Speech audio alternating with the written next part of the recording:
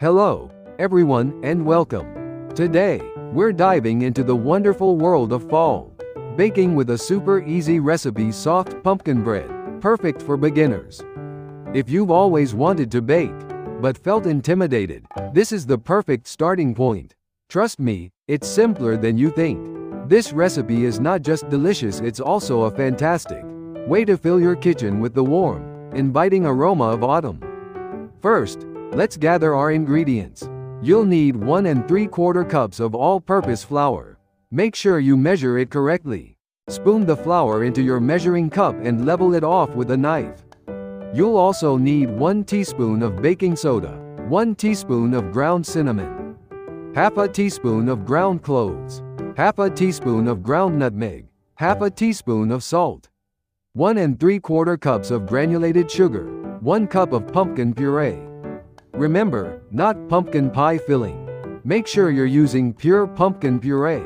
You'll also need half a cup of vegetable oil, 2 large eggs, and 1 teaspoon of vanilla extract. Make sure you have all these ready to go. It makes the process smoother and more enjoyable. Next, let's prepare. Preheat your oven to 350 degrees Fahrenheit.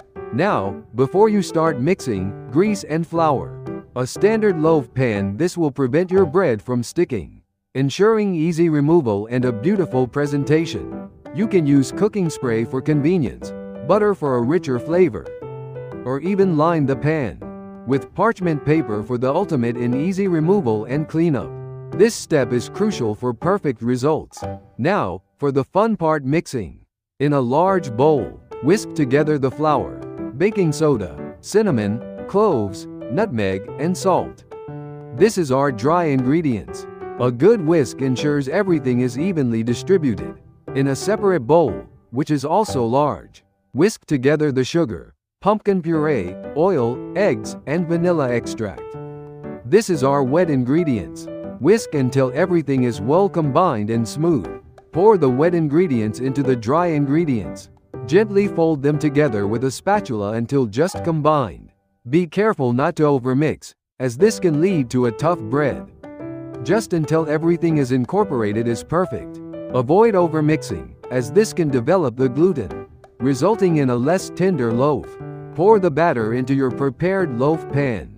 Spread it evenly, ensuring it reaches all corners. This will help with even baking and a beautiful loaf. Now, place the pan in the preheated oven.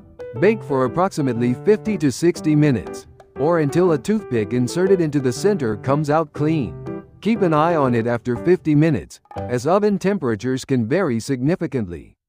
You may also notice the bread pulling away from the sides of the pan when it's done. Once it's done, let the bread cool in the pan for about 10 minutes before transferring it to a wire rack to cool completely. This is crucial for preventing a soggy bottom and allowing the loaf to set properly.